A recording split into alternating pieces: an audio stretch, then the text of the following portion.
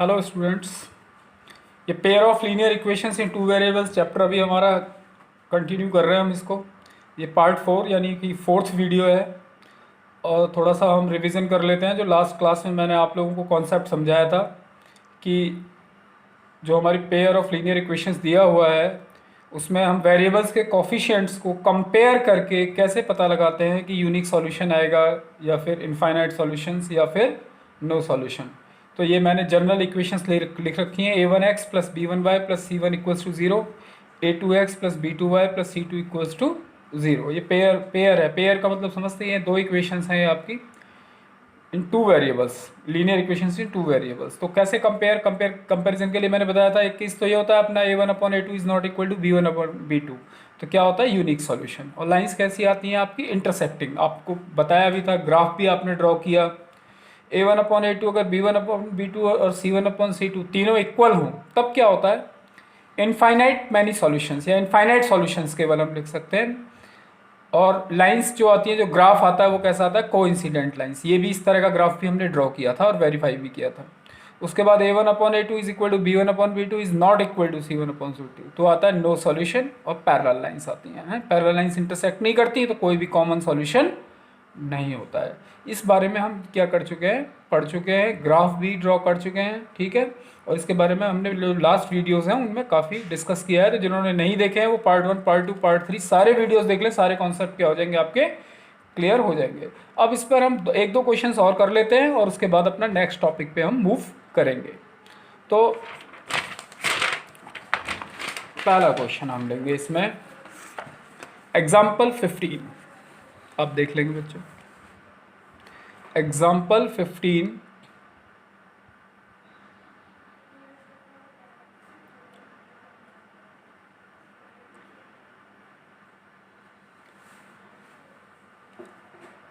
For which value of p does the pair of equations given below has unique solution?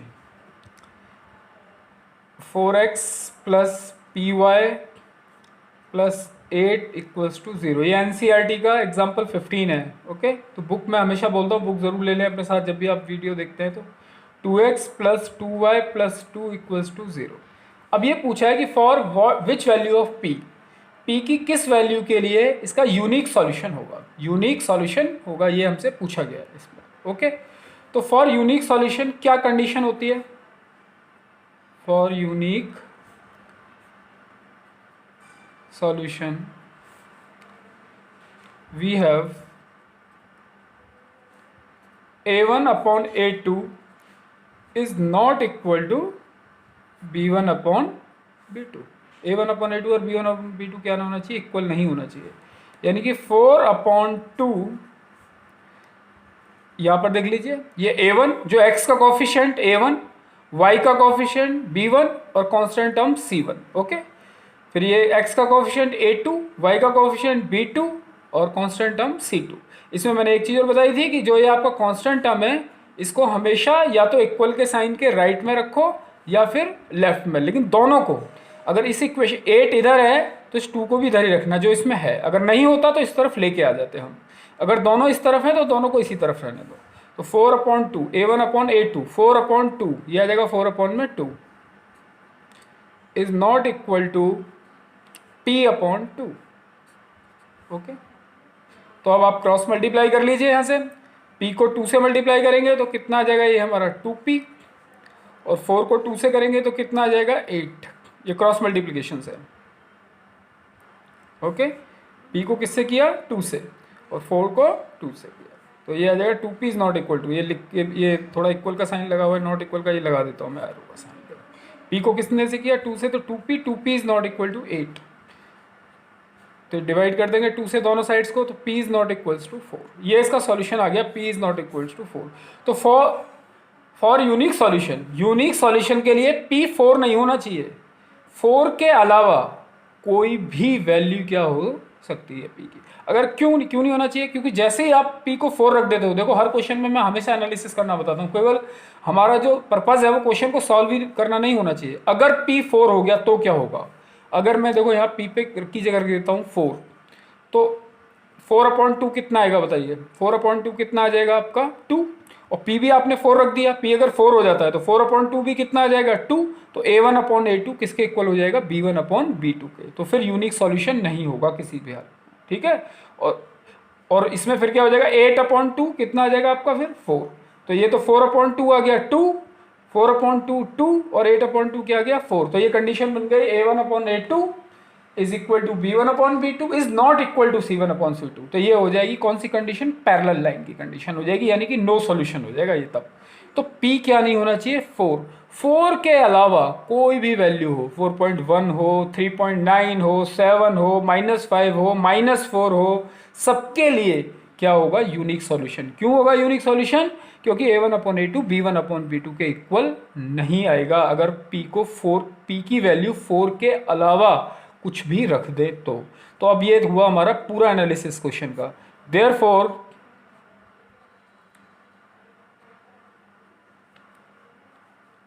For all values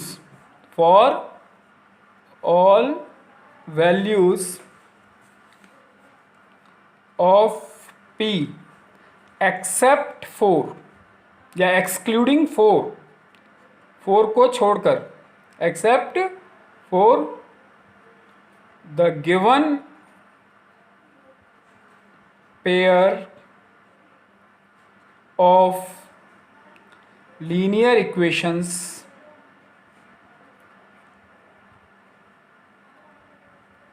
will have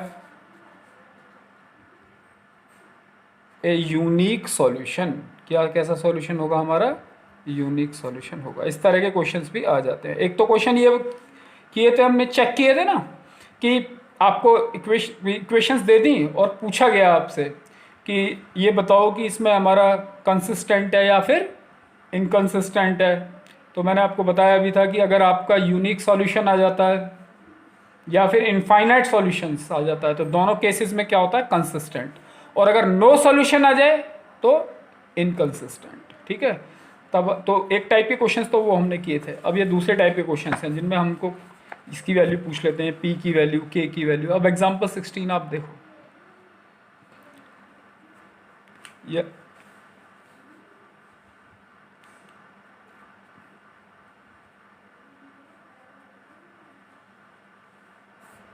इसमें इस तरह के question देखिए, एक ये दिया हुआ है kx plus 3y minus k minus 3 equals to 0, 12x plus ky minus k equals to 0, equation number 1 और ये आपको एक पेयर दिया हुआ है इक्वेशंस का। और पूछा है कि for what value of k will the following pair of linear equation will have infinitely many solutions, infinitely many solution. तो फिर क्या, फिर से हम लिखेंगे for infinitely many solutions, infinitely many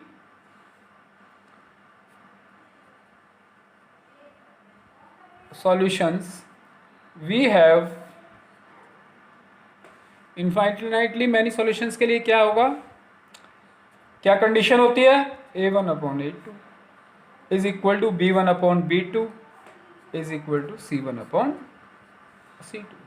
A1 क्या है, फिर से k का x का कॉफिशिएंट k, A2 क्या है, सेकेंड जो इक्वेशन है x का कॉफिशिएंट 12, B1 क्या है 3, C1 क्या है माइनस का k माइनस 3 और C2 क्या है माइनस k। तो यहाँ पर माइनस से माइनस तो क्या कर सकते हैं हम, कैंसिल कर सकते हैं, क्योंकि न्यूमरेटर में भी है, -1 से ऊपर मल्टीप्लाई कर दो, -1 से नीचे, तो वो ये पॉजिटिव हो जाएंगे, तो इनको तो हम कैंसिल आउट कर सकते हैं। अब हम दो कंडीशंस बन जाएंगी हमारी, एक तो हम ले लेंगे k/12 is equal to 3/k, तो क्रॉस मल्टीप्लाई कर लो आप, k² कितना आ जाएगा आपका 36, तो अगर k² 36 है तो k की क्या वैल्यूज आ जाएंगी आपकी +-6, क्योंकि 6 का स्क्वायर भी 36 होता है और -6 का भी। ये मैंने जब क्वाड्रेटिक इक्वेशन पढ़ाया है तो खूब अच्छे से करा रखा है ये वाला कॉन्सेप्ट आपको। एक बार आप इसको ले लीजिए, 3/k equals to k - 3/k, तो ये सेकंड, मैंने एक बार तो k/12 और इसको इक्वल ले लिया और एक बार इसको और इसको इक्वल ले लिया, तो ये आ जाएगा 3k is equal to, k को k से मल्टीप्लाई करेंगे आपका k² और माइनस का 3k आ जाएगा आपको, तो ये आ जाएगा आपका k² -3k माइनस का 6k, तो यहाँ से आप k कॉमन ले लो, तो k - 6 इक्वल्स टू 0। तो यहाँ से k की दो वैल्यूज़ आ जाएंगी आपकी, k की दो वैल्यूज़ आ जाएंगी, एक बार तो रखेंगे तो 0 आ जाएगी, और k - 6 को 0 पुट करेंगे तो क्या आ जाएगी, k इक्वल्स टू 6, तो 0,6 मैं एक साथ लिख लेता हूँ, एक वैल्यू 0 आ जाएगी और एक 6 आ जाएगी। अगर आप k को 0 पुट करके, दो फैक्टर आ गए ना आपके, क्वाड्रेटिक इक्वेशन पड़ी हुई है, तो k को 0 पुट करोगे तो k 0 आ जाएगा, और k - 6 को 0 पुट करोगे तो 6 आ जाएगा। तो k की यहाँ पर कितनी वैल्यूज आई थी, दो वैल्यूज आई थी, -6 और 6, और यहाँ आ गई 0 और 6, तो कॉमन वैल्यू क्या आई आपकी, 6। Since 6 is the common value of k in both the cases, since k is the common value, 6 is the common value of k in both the cases. So for k is equal to 6, the given pair of linear equations will have infinitely many solutions. हम लिख सकते हैं, तो आप लिख लेंगे, हालांकि example में भी ये दिया हुआ है, आप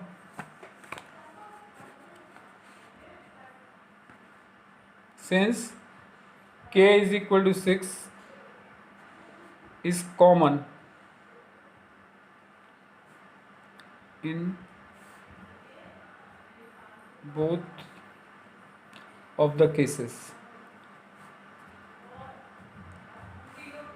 so for k is equal to 6, the given pair of linear equations, the given pair of linear equations को शॉर्ट में लिख दिया है, will have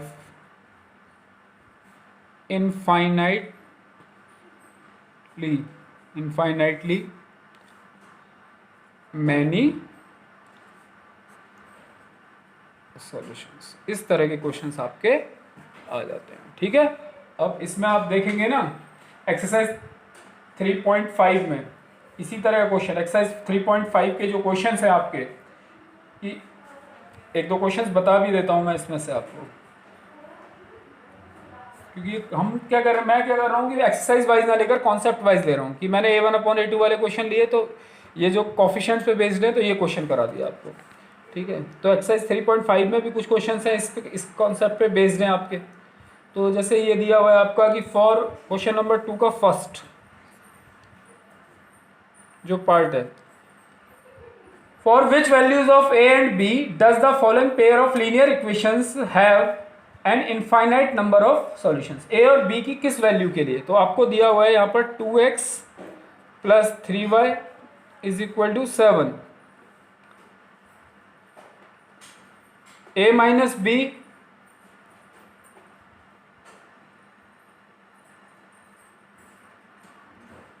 into x plus a + b इंटू y is equal to 3a + b - 2। Okay, अब इसमें वही है, फॉर इनफाइनाइटली मैनी सॉल्यूशंस,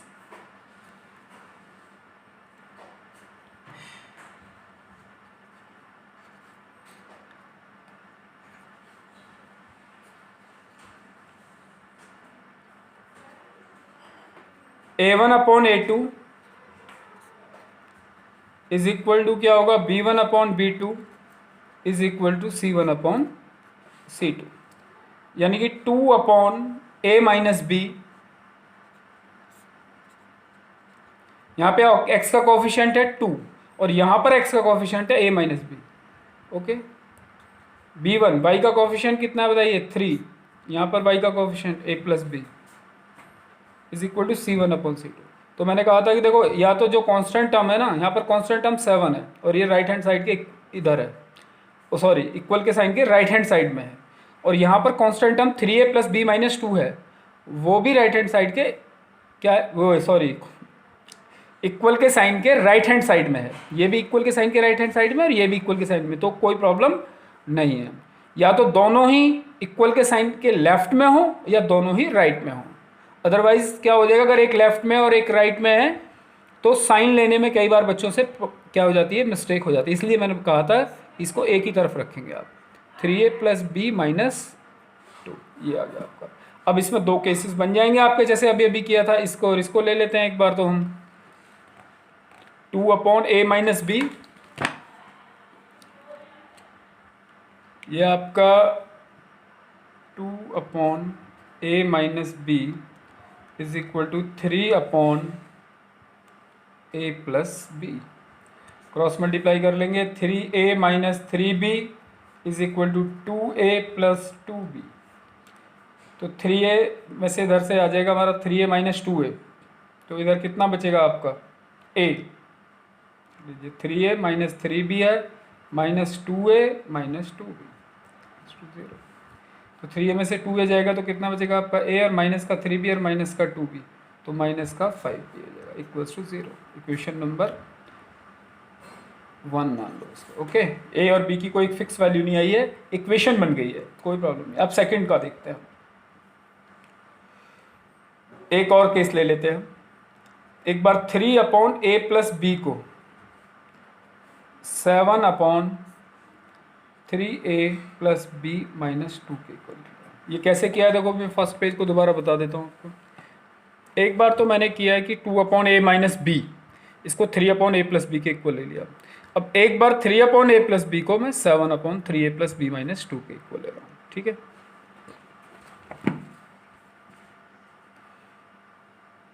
तो ये आपका आ जाएगा 7a plus 7b equals to 9a 3 9 plus 3b minus 3 2 6। Calculation में बच्चों को ज़्यादातर गड़बड़ होती है, कई बार कॉन्सेप्ट सीख जाते हैं लेकिन फिर कैलकुलेशन में प्रॉब्लम आती है, तो कैलकुलेशन में मिस्टेक नहीं करनी है। 7a प्लस 7b माइनस का 9a, और ये आ जाएगा आपका माइनस का 3b माइनस 6 इधर ही रहने लो, 7a और ये माइनस 9a, तो आपका हो जाएगा माइनस का 2a, 7b माइनस 3b, तो ये आ जाएगा आपका 4b प्लस का, ये इन दोनों से 7b प्लस का 7b माइनस का 3b प्लस का 4b माइनस का 6। माइनस 2 से आप चाहो तो इस पूरे को डिवाइड कर सकते हो, माइनस 2 से डिवाइड करोगे तो ये a आ जाएगा, माइनस का 2b आ जाएगा और ये 3 आ जाएगा। ये माइनस 2 से दोनों साइड्स को क्या कर दिया हमने, डिवाइड, सिंप्लीफाई कर लिया इसको। अब इक्वेशन नंबर 2। अब देखो हमने क्या करना है, अब इसमें ये हमारी दूसरी इक्वेशन बन गई 3 upon A plus B is equal to 7 upon 3a plus B minus 2 से क्रॉस मल्टीप्लाई कर लिया, 7a plus 7b is equal to 9a plus 3b minus 6, तो ये आ जाएगा आपका 7a माइनस का 9a, तो माइनस 2a हो जाएगा, 7b माइनस 3b कितना प्लस का 4b और इधर माइनस 6। अब माइनस 2 से क्या कर दिया, पूरी दोनों साइड्स को डिवाइड कर दिया, तो ये a minus 2b is equal to 3 आ जाएगा। अब ये हमारी फर्स्ट इक्वेशन और ये सेकंड इक्वेशन, और यहीं से हमारा दूसरा टॉपिक शुरू हो जाएगा, क्योंकि अभी तक आपने ना इस तरह की इक्वेशन को सॉल्व तो किया है, लेकिन कैसे किया था, ग्राफिकली, ठीक है। अभी आपको ये नहीं पता कि अगर यही इक्वेशंस एक्स वाई में होती हैं या ए बी में हो या पी क्यू में हो, उससे कोई फर्क नहीं पड़ता, इनको कैसे सॉल्व किया जाता है। तो अब यहाँ से मेरा दूसरा टॉपिक भी शुरू हो जाएगा और इसका सॉल्यूशन भी शुरू हो जाएगा। वो टॉपिक क्या है दूसरा, इसी में हमारा एल्जेब्रिक मेथड्स। ये लिखना नहीं है यहाँ पर, मैं आपको समझाने के लिए बोल रहा हूँ। Algebraic methods to solve linear pair of equations.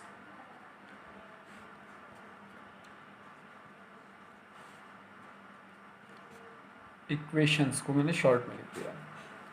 क्या क्या एल्जेब्रिक मेथड्स होते हैं इनको सॉल्व करने के, कैसे सॉल्व किया जाए इनको, ठीक है। तो जो पहला जो हमारा मेथड है, जो फर्स्ट मेथड है, वो है हमारा फर्स्ट मेथड, जो मैं पहला मेथड आज डिस्कस करूंगा आप लोगों के साथ में, वो है हमारा सब्स्टिट्यूशन मेथड।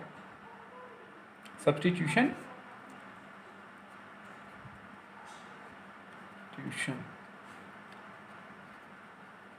मेथड। हालांकि मैंने 9th क्लास में भी ये थोड़ा सा इंट्रोडक्शन दिया हुआ है, इसका मैंने पढ़ाया था इसके बारे में स्टूडेंट्स को।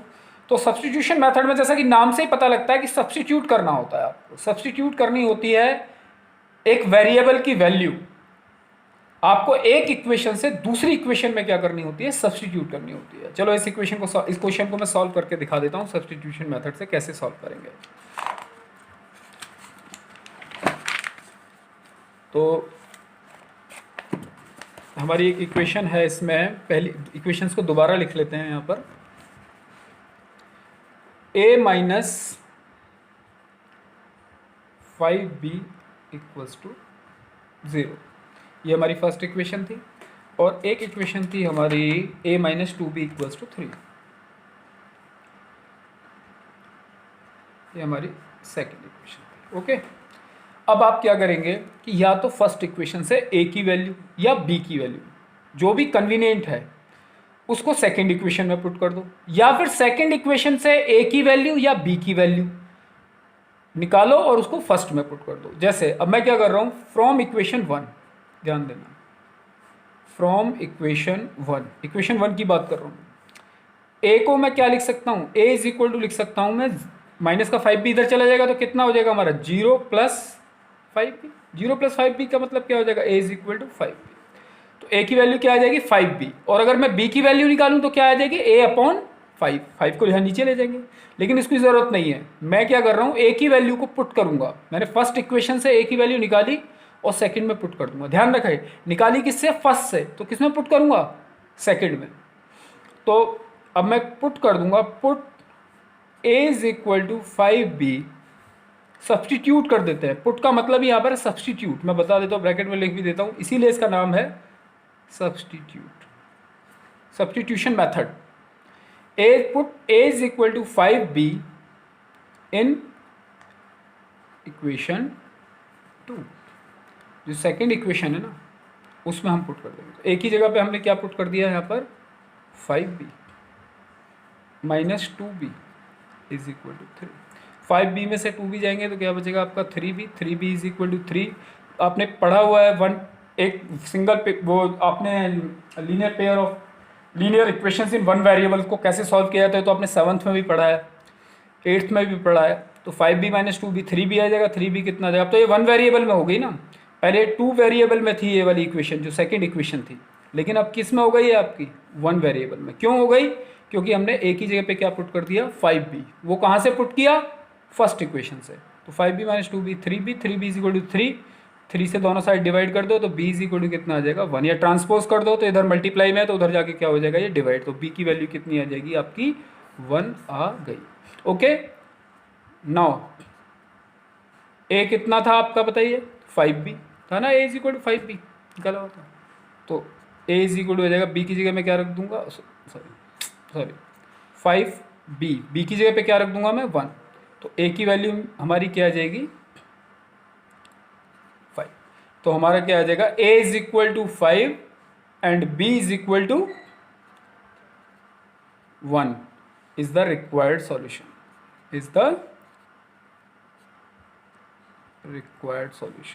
जो सॉल्यूशन हमको चाहिए था। अब आप चाहो ना तो इसमें a की जगह 5 रख पुट करके देख लेना और b की जगह 1।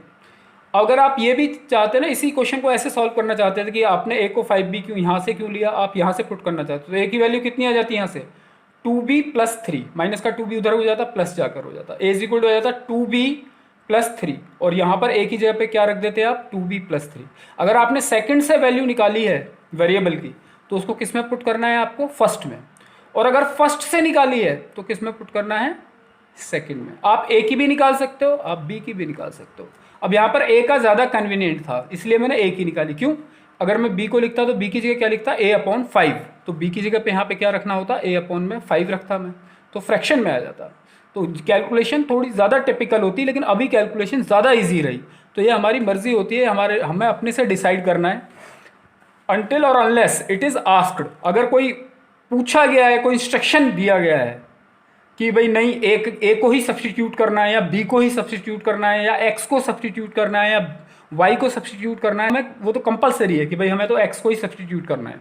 लेकिन अगर नहीं दिया है तो आप एक्स की वैल्यू को भी सब्स्टिट्यूट कर सकते हो या y की वैल्यू को भी सब्सटीट्यूट कर सकते हो। तो एक तरह से मैंने आपको सब्सटीट्यूशन मेथड का क्या कर दिया, मतलब स्टार्टिंग करा दिए कि कैसे हम सब्सटीट्यूशन मेथड को यूज़ करते हैं, क्योंकि और जो मेथड्स हैं ना हम वो तो अभी 10th में ही सीखेंगे, और ये सब्सटीट्यूशन मेथड हमने 9th वगैरह में भी यूज़ किया हुआ है। 9th में ऐसे डायरेक्ट नहीं है, लेकिन पीसा के जब क्वेश्चन सॉल्व किए थे तो मैंने एक मेथड डिस्कस किया था कि कैसे इस मेथड को हम यूज़ करते हैं। ठीक है, तो आपका A5 आ गया और B1 आ गया। एक दो क्वेश्चन और करेंगे सब्सटीट्यूशन मेथड में ताकि तुमको ये समझ में आ जाए अच्छी तरीके से।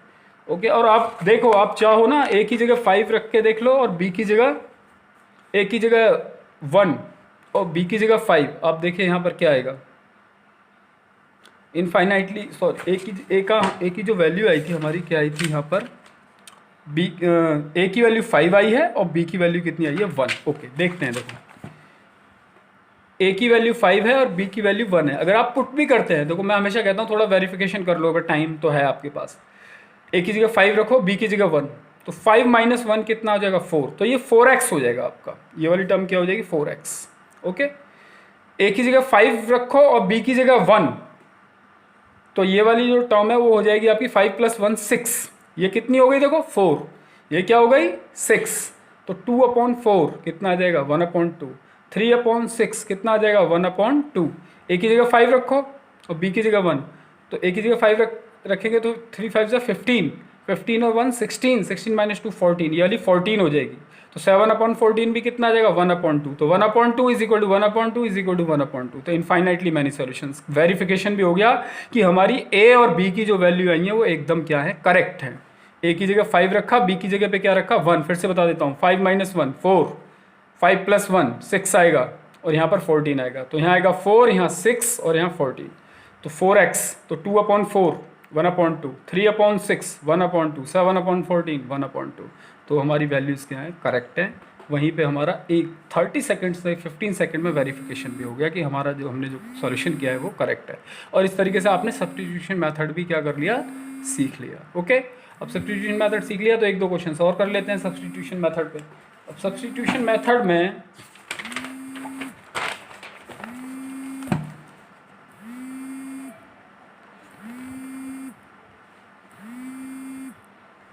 जैसे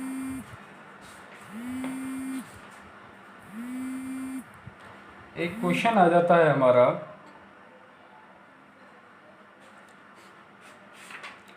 पहला ही क्वेश्चन सॉल्व कर लेते हैं। ये एग्जांपल में पूछा गया भी है, एग्जांपल 9 में भी है, 9 में सॉरी 8 में पूछा गया है कि solve question number 1 of exercise 3.1। 3.1 का जो पहला क्वेश्चन है, ओके, वो एक वर्ड प्रॉब्लम है और उसको ही सॉल्व करते हैं और सब्स्टिट्यूशन मेथड से सॉल्व करेंगे। तो वर्ड प्रॉब्लम भी हो जाएगी और सब्स्टिट्यूशन मेथड भी हो जाएगा हमारा। तो Aftab tales his daughter 7 years ago I was 7 times as old as you were then। Aftab अपनी डॉटर को कहता है कि 7 साल पहले, आज से 7 साल पहले मेरी जो एज थी वो तुम्हारी एज के 7 टाइम्स थी। Also 3 times from now. Exercise 3.1 का क्वेश्चन है ये, आप पढ़ लेंगे। क्वेश्चन नंबर 1, आज से 7, आफ्ताब अपनी डॉटर को बोलता है कि आज से 7 years पहले जो मेरी एज थी वो तुम्हारी एज का 7 टाइम्स थी, और आज से 3 साल बाद 3 years from now I shall be 3 times as old as you will be. मेरी एज जो होगी वो तुम्हारे से कितनी हो जाएगी, 3 टाइम्स हो जाएगी। Represent this situation algebraically and graphically. तो हमें ग्राफिकली तो कर ली थी, एल्जेब्रिकली भी ये कर ली थी, लेकिन अब हम किसको क्या करना है, इसको सब्स्टिट्यूशन मेथड से सॉल्व कैसे करेंगे इसको। ओके, तो यहाँ पर प्रेजेंट एज में हम ले लेते हैं present age. Let Aftab's present age. Aftab की जो प्रेजेंट एज है वो हमने क्या ले ली, x years, x years Aftab की प्रेजेंट एज। और डॉटर्स प्रेजेंट एज, जो उसकी डॉटर है, प्रेजेंट एज हमने ले ली, मान ली y ईयर्स, उसकी प्रेजेंट जो ये प्रेजेंट एज मानिए। अब हमारे दो केस हैं, case 1,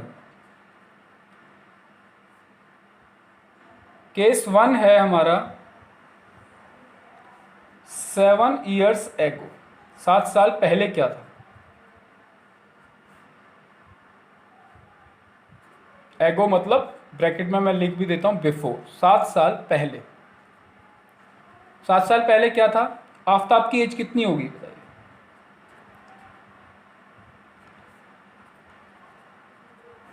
is equal to x minus 7 years. आपकी जो एज है आज से 7 साल पहले एज कितनी थी। आज जो भी आज की एज है उसमें से 7 क्या कर दोगे। अगर आज आपकी एज 14 है तो 7 साल पहले कितनी रही होगी, 14 माइनस 7 यानी कि 7 ईयर्स रही होगी। तो x माइनस 7 ईयर्स है, ठीक है। कुछ बच्चे 7x कर देते हैं, ऐसा पॉसिबल है। आज अगर आपकी एज 14 है तो 7 साल पहले 7x रही होगी। 7 मल्टीप्लाइड बाई 14 यानी 98 ईयर होगी, या डिवाइडेड बाय 7 होगी। नहीं, ये सब बहुत सिंपल चीज़ें होती हैं जिनमें ज़्यादा मैथ, इतना सिंपल लॉजिक लगाना होता है कि जो आपकी एज है आज से 7 साल पहले कितनी होगी, 7 ईयर कम होगी। आज से 7 साल या 5 साल बाद कितनी होगी, आज से 5 ईयर्स बाद आपकी जो आज की प्रेजेंट एज है उसमें 5 ऐड कर दो। डॉटर्स एज, डॉटर की जो एज होगी वो कितनी होगी 7 साल पहले, y माइनस 7 ईयर्स, क्योंकि अभी उसकी प्रेजेंट y ईयर्स है तो y minus 7। According to the first condition, जो पहली कंडीशन दी हुई है, according to the first condition we have x minus 7, ये है फादर की एज, और y माइनस 7 ये है डॉटर की एज, और मैंने दोनों के बीच में इक्वल का साइन लगा दिया। तो क्या इक्वल होंगी ये, नहीं, बिल्कुल गलत। इसकी जो एज है ना फादर की, और ये है डॉटर की एज, फादर की एज डॉटर की एज की 7 टाइम्स है। तो दोनों को इक्वल करने के लिए क्या करना पड़ेगा, इसको 7 से क्या करना पड़ेगा, मल्टीप्लाई। जो कम है, क्योंकि डॉटर की एज का ये 7 टाइम्स है, इसको 7 से मल्टीप्लाई करेंगे डॉटर की एज को, तब जाकर क्या होगा। मान लो ऐसे ही हम वो कर लेते हैं कि सपोज करो डॉटर की एज 7 ईयर्स है और फादर की एज 49 ईयर है, तो हमें 7 को क्या करना पड़ेगा। मैं 49 इक्वल्स टू 7 तो नहीं लिख सकता, क्या लिखूंगा, 49 is equal to 7 multiplied by 7। जो कम है उसको 7 से क्या किया, मल्टीप्लाई, ताकि दोनों क्या हो जाए, इक्वल। तभी हम दोनों के बीच में इक्वल का साइन पुट कर सकते हैं। ये फादर की एज, ये डॉटर की एज। फादर की एज डॉटर की एज का है 7 टाइम्स, तो मैंने इसको 7 से क्या कर दिया। अगर ये 4 टाइम्स दिया होता तो मैं 4 कर देता हूँ, ठीक है ना, इस तरह से। x minus 7 is equal to हो जाएगा आपका ये 7y माइनस 49। तो x माइनस 7y, सॉरी को मैं इधर लेकर आ गया, माइनस 49 प्लस 7, तो x minus 7y is equal to हो जाएगा माइनस का 42, इक्वेशन नंबर 1। ओके, अब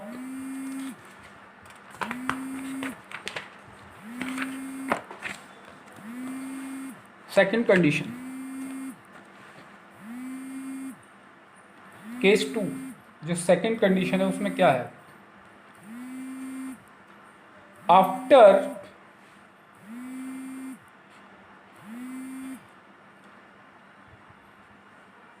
3 ईयर्स, 3 साल के बाद क्या होगा।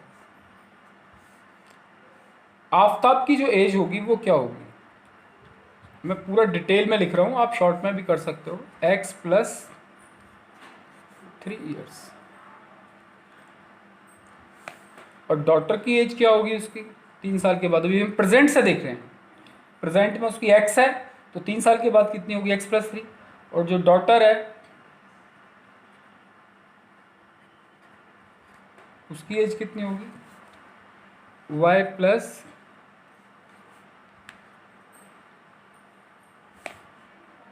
अब ये दिया हुआ है कि x प्लस 3 और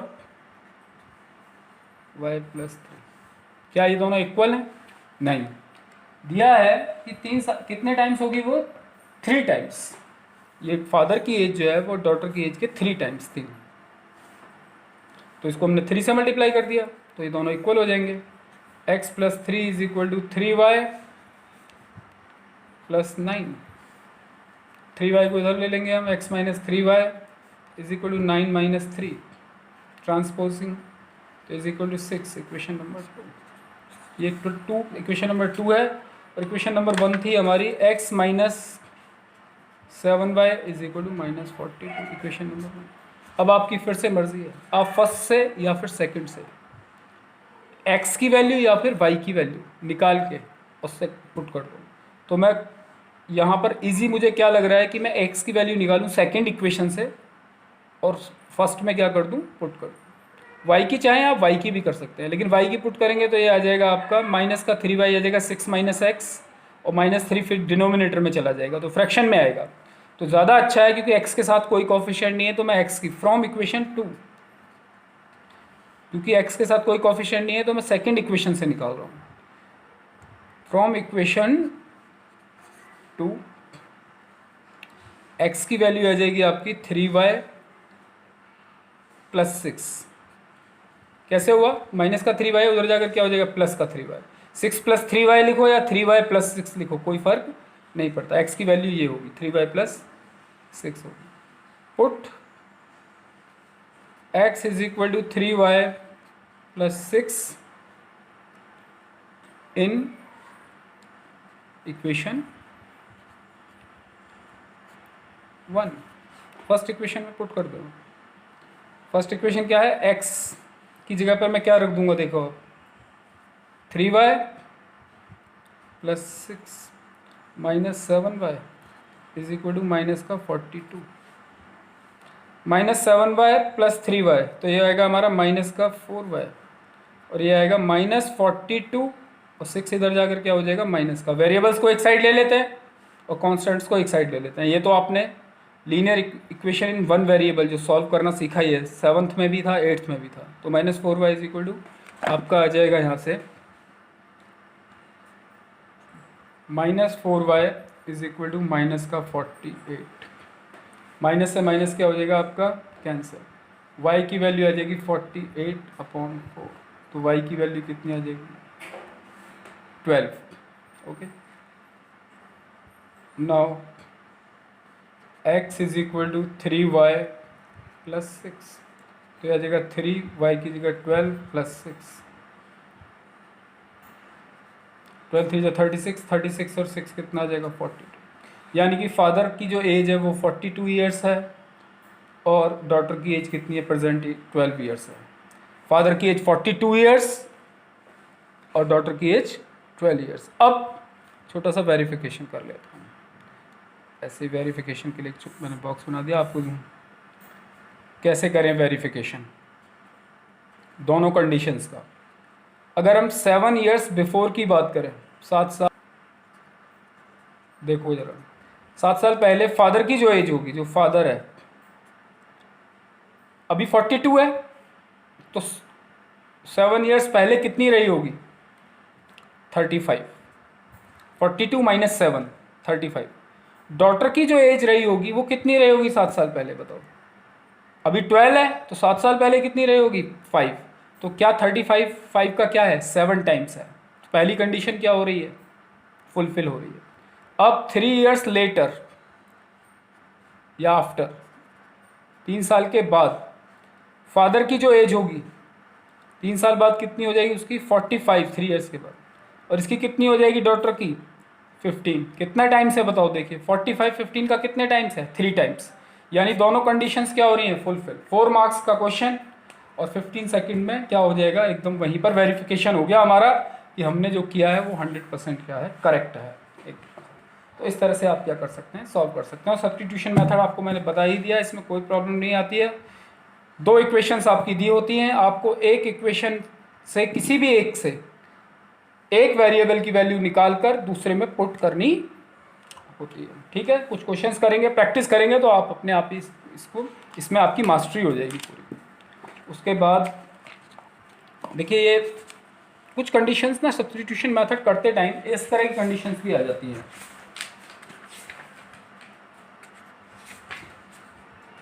एग्जाम्पल 9 में आप देखेंगे, एग्जाम्पल 9 में इसमें दिया हुआ है, एग्जाम्पल 9 इस तरह की कंडीशंस आ जाएंगी। या फिर एक्सरसाइज 3.3 का आप देख लीजिए, एक्सरसाइज 3.3 सब्स्टिट्यूशन मेथड से ही कर रहा हूँ क्योंकि ये सब्स्टिट्यूशन मेथड पर ही है, का थर्ड क्वेश्चन है। 3x minus Y is equal to 3, और ये 9x minus 3y is equal to 9। ये इक्वेशंस दिए मैंने। क्वेश्चन 1, इक्वेशन 1 से या इक्वेशन 2 से, मर्जी है, मैं बोलता हूँ इक्वेशन 1। या तो x की वैल्यू या फिर y की वैल्यू। चलो अब की बार थोड़ा सा टफ कर लेते हैं ना, मैं y की नहीं निकाला, हालांकि y सिंगल है तो आसान रहेगा, लेकिन मैं आसान तरीका नहीं कर रहा हूँ, अब की बार थोड़ा मुश्किल कर लेते हैं। तो आप सोच रहे होगे कि ऐसे क्यों। 3x इज इक्वल टू हम ले आएंगे, 3x की वैल्यू आ जाएगी यहाँ से y प्लस 3, तो x की वैल्यू क्या आ जाएगी, y प्लस 3/3। देखो मैं इसलिए बार बार ना अभी यहाँ मैं y की प्रीफर करता, क्योंकि इसमें अपॉन में नहीं आता, है इस टाइप में नहीं आता, तो कैलकुलेशन क्या हो जाती है, आसान। ठीक है, लेकिन ऐसे क्वेश्चंस भी आएंगे जहाँ आपको करना ही पड़ेगा, आपको सिंगल y मिलेगा ही नहीं या सिंगल x मिलेगा ही नहीं, तब तो आपको अपॉन में लाना ही पड़ेगा। अब पुट कर देंगे, पुट या वही सब्सटीट्यूट वर्ड भी यूज़ कर सकते हैं, x is equal to Y plus 3/3 in equation 2। Second put कर दो आप, तो ये आपका आ जाएगा 9, x की जगह पर क्या कर दूंगा, y plus 3/3 minus 3y is equal to 9। तो 3 3 का कितना हो जाएगा, यहाँ से आप देखिए कैंसिल आउट कर लेंगे, 3 आ जाएगा, 3 2y plus 3 minus 3y is equal to 9। अंदर मल्टीप्लाई करेंगे, 3y plus 9 minus 3y equals to 9। तो ये प्लस 3y से माइनस का 3y क्या हो जाएगा, यहाँ से कैंसिल हो जाएगा। ओके, तो ये बचेगा हमारा 9 इक्वल्स टू 9। ऐसी कंडीशन आ जाएगी। अभी तो y की वैल्यू निकली नहीं, ऐसी कंडीशन जो आई, ऐसा इसलिए आया क्योंकि y की चाहे कोई भी वैल्यू हो, अगर मैं y को 1 पुट करूं तो ये +3 और ये -3 जीरो आ जाएगा, y को 2 पुट करूं तो 3 2 6 और ये -6, ये कटे, y की कोई भी वैल्यू हो 3y और -3y क्या हो जाएंगे, कैंसिल होंगे ही होंगे। यानी कि y की कितनी वैल्यूज हो सकती हैं, infinitely many values of y की कोई भी वैल्यू मैं पुट करता हूं तो ये इक्वेशन क्या है, उसको सेटिस्फाई करेगी। दिस स्टेटमेंट इज ट्रू, हम लिखेंगे इस चीज के लिए कि दिस स्टेटमेंट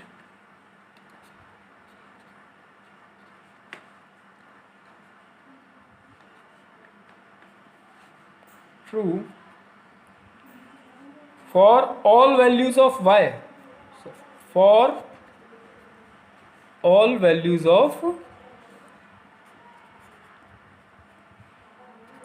y, ये y की सभी वैल्यूज के लिए स्टेटमेंट क्या होगा, ट्रू। 9 इक्वल्स टू 9, क्योंकि मैं y की जगह कुछ भी रखूंगा, 1 रखूँ 2, अभी देख लीजिए 3y plus 9 minus 3y equals to 0, y की जगह मैं 1 रखूँ 2 रखूँ -1 रखूँ -1.5 रखूँ, हमेशा क्या आएगा, ये कैंसिल आउट हो जाएगा और 9 इक्वल टू क्या आ जाएगा 9। तो इसका मतलब ये क्या हुआ कि ये स्टेटमेंट ट्रू है सभी वैल्यूज़ के लिए y की, और y की हर एक स्पेसिफिक वैल्यू के लिए। x की भी कुछ वैल्यू है कि अगर मैं y को 1 पुट करूंगा तो देखो x कितना आ जाएगा, 1 प्लस 3/3 यानी 4/3 आ जाएगा। y को 3 पुट करूंगा तो 3 प्लस 3 6/3 यानी कि x की वैल्यू कितनी आ जाएगी, आपकी 2 आ जाएगी।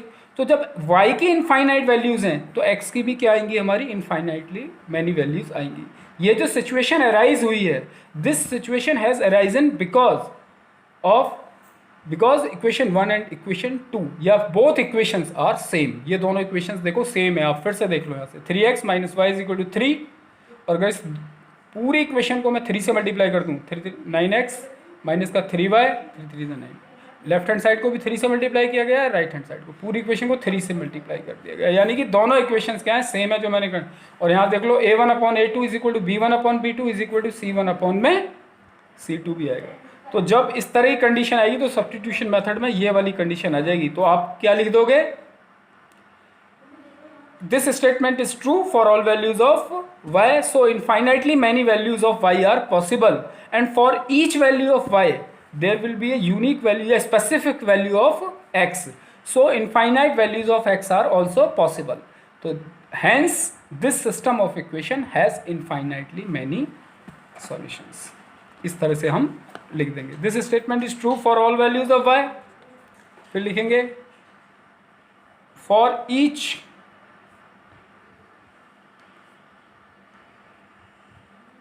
value of y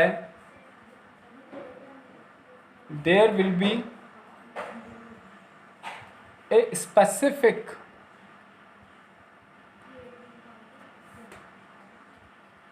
value of X, X की स्पेसिफिक वैल्यू होगी, सो वी कैन से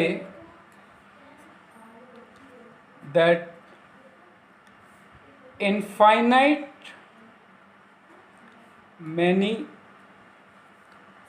solutions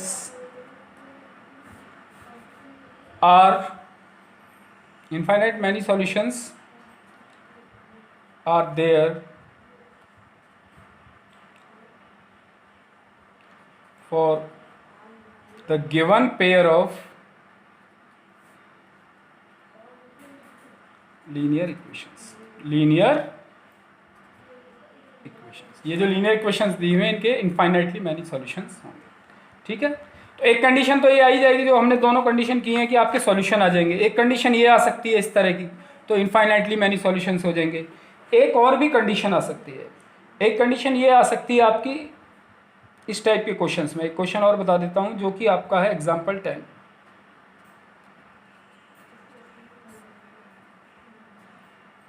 आपको इस तरह से दे दिया जाए x plus 2y minus 4 equals to 0, equation number 1।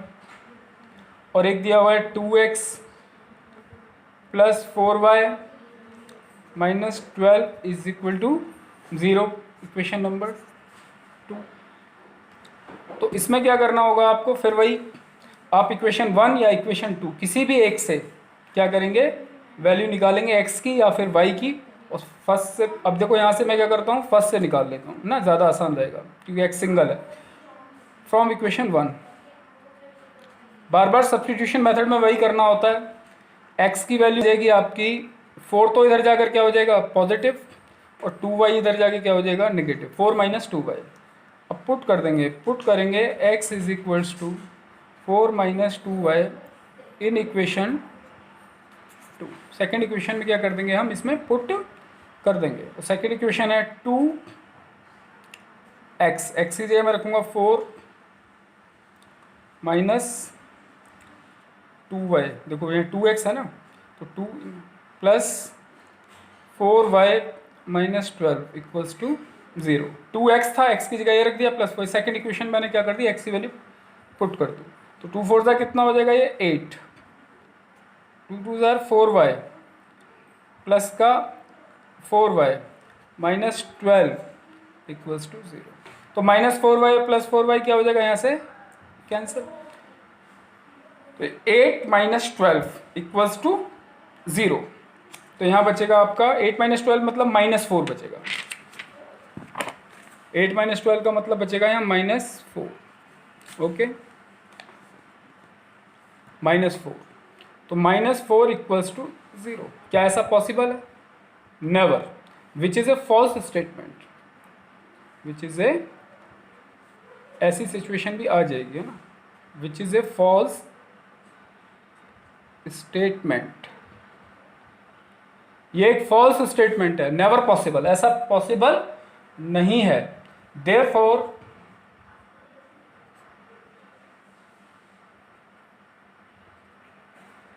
the given pair of equations, linear equations, the given pair of linear equations do not have any common solution, do not have any common, do not have any common solution. कोई भी common solution नहीं होगा। मैंने common word इसलिए use किया, कोई भी ऐसी वैल्यू नहीं होगी जो दोनों इक्वेशंस को सेटिस्फाई करे, ठीक है। ऐसा तो इसके बहुत सारे सॉल्यूशंस होंगे, इसके इसी इक्वेशंस के कितने होंगे, इनफाइनाइट मैनी सॉल्यूशंस पॉसिबल है, इसके भी इनफाइनाइट, लेकिन कोई भी ऐसी वैल्यू नहीं। जब हम सिस्टम की बात करते हैं ना, मैंने पहले वीडियो में बताया था, तो हम उस सॉल्यूशन की बात करते हैं जो दोनों को सेटिस्फाई करे। तो ऐसी कोई वैल्यू नहीं होगी जो इसको भी सेटिस्फाई करे और इसको भी सेटिस्फाई करे, तो कोई कॉमन सॉल्यूशन नहीं होगा। ऐसी सिचुएशन अगर आपकी आ जाती है तो। और आप देखो फिर से छोटा सा वेरिफिकेशन करके देखो, a1/a2 कितना आएगा 1/2, b1/b2 कितना आएगा 1/2, 2/4 यानी कि 1/2, और c1/c2 आएगा -4/-12, यानी आएगा 1/3।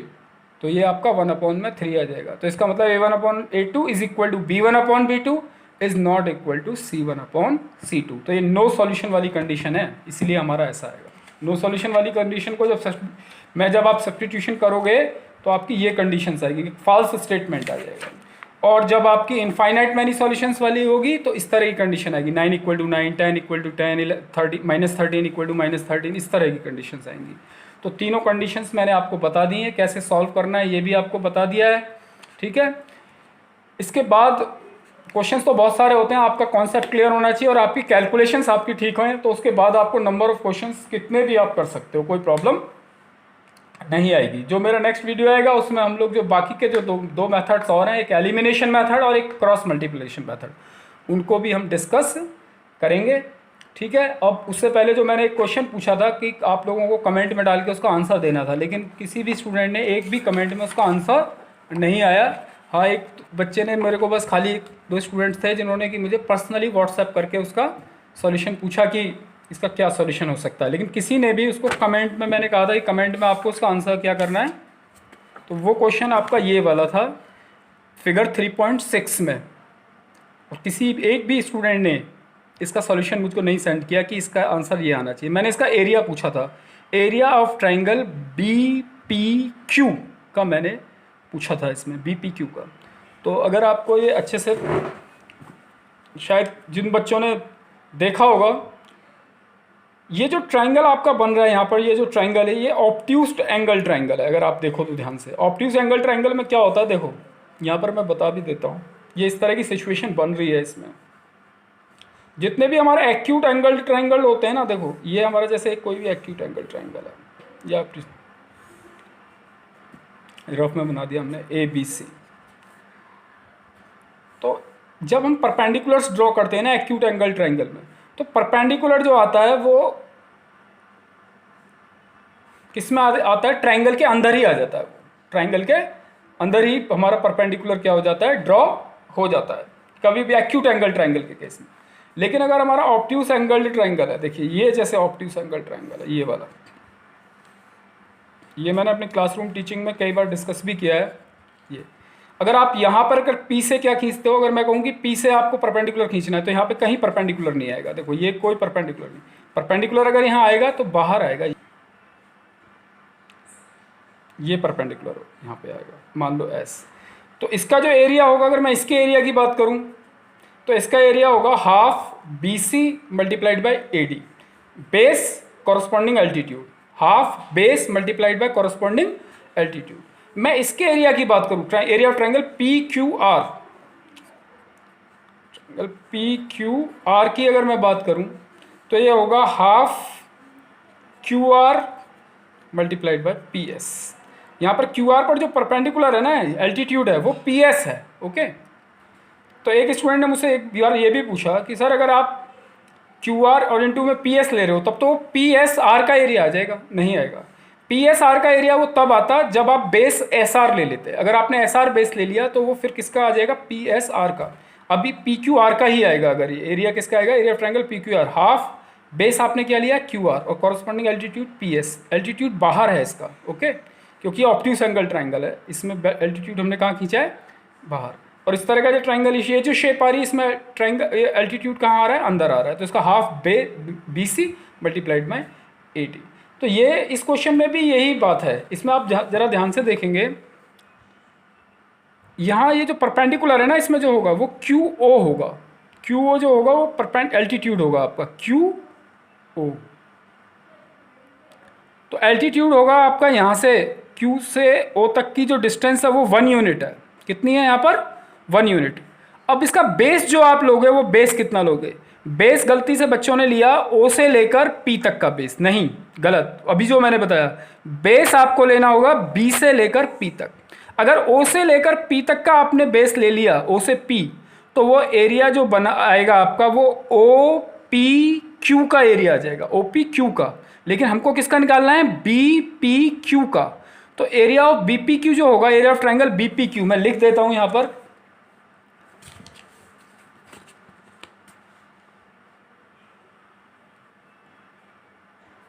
Area of triangle B P Q is equal to होगा हाफ ऑफ, डायग्राम में देख लेना, बी और एल्टीट्यूड जो आप लोगे वो लोगे ओ क्यू।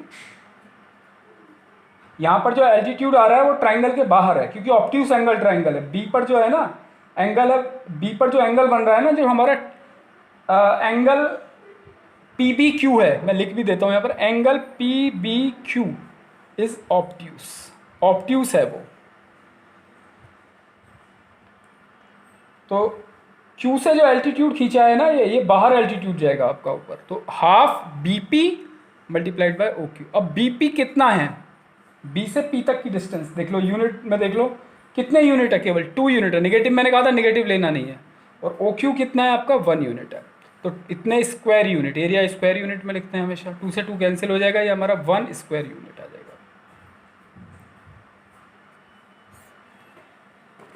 यहाँ से मैं बता देता हूँ फिर से, डायग्राम आप देख लेंगे। बी से पी तक की जो डिस्टेंस है -2 -3 -4, तो -2 से -4 कितनी यूनिट्स आ जाएंगी आपकी, 2 यूनिट्स। जो बी से पी तक की डिस्टेंस है वो केवल 2 यूनिट है, ठीक है। और ये हमारा यहाँ से यहाँ तक, मैं बता रहा हूँ फिर से, क्यू से ओ तक, ये हमारा क्या है, इसमें एल्टीट्यूड होगा। तो हाफ बी पी इंटू में कितना हो जाएगा, ये ओ क्यू, ये इसका तो एरिया आएगा। ओके, कुछ बच्चे जो ट्राई कर रहे हैं, हो सकता है कि 5% बच्चे भी अगर इस तरह के क्वेश्चंस को ट्राई करते हैं, उनका अगर अपना इंटरेस्ट है, तो मेरा पर्पस क्या हो जाता है। हालांकि मैंने सारे बच्चों के लिए, मैं बार बार बोलता हूँ, जो वीडियोस बना रहा हूँ, कि ताकि सारे बच्चे पूरे डिटेल में ही बना रहा हूँ, क्लासरूम टीचिंग की तरह ही बना रहा हूँ। ऐसा नहीं है केवल कॉन्सेप्ट पढ़ा दिया, बहुत सारे क्वेश्चंस भी मैं एक एक कॉन्सेप्ट पे करा रहा हूँ, इसीलिए वीडियोज़ लंबे भी हैं और काफ़ी ज़्यादा वीडियोस भी हैं। आप लोगों को अगर लंबे वीडियोस हैं तो आपको क्या करना है, थोड़ा लेंथी हो जाते हैं तो देखने में भी हो, तो आपको क्या करना है कि 1 घंटे का वीडियो है तो आप आधे घंटे करके 2 बार में आप उस वीडियो को देख लो, ठीक है। अब नेक्स्ट जो वीडियो आएगा वो मेरा, अभी जो हम बाकी के 2 मेथड्स हैं, एल्जेब्रिक मेथड्स, उनको हम सॉल्व करेंगे। आपको प्रैक्टिस करनी है, एग्जाम्पल्स, बार बार बोलता हूँ, सारे एग्जाम्पल्स अच्छी तरीके से क्या करना है, सारे एग्जाम्पल्स करने हैं। कमेंट्स में डाल के आप क्वेश्चन पूछ सकते हो, कोई भी क्वेश्चन अगर आपको नहीं आ रहा है, ठीक है। Thank you.